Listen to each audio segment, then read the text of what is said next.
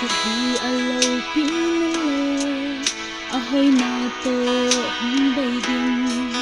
sit nei na pakai sin krosma a zo suta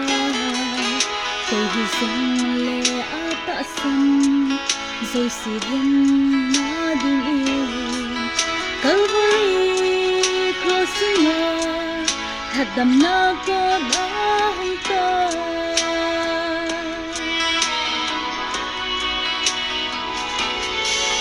mi hiền chi na lê thiên na hầu na hạ na vô thầy na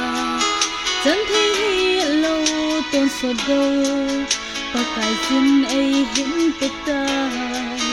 kèm mi hạ lệ lấy khô xin na hi ca cháy soa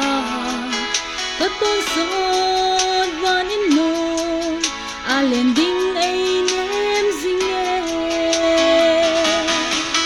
vang bộ na xin dấu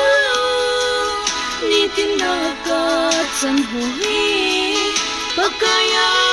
ko hi ke ma the vang le ha vang hello am ni nei lu na le fa to za bo hi ke ma tha ha le the bo the na vang hello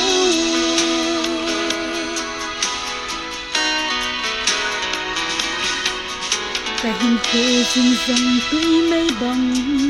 trong lâu và hồng bay rừng thề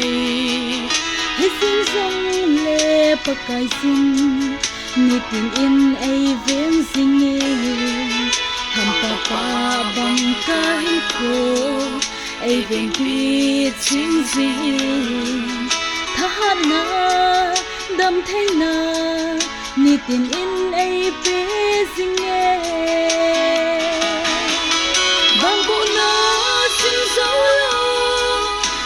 tin na ka chân hồ hi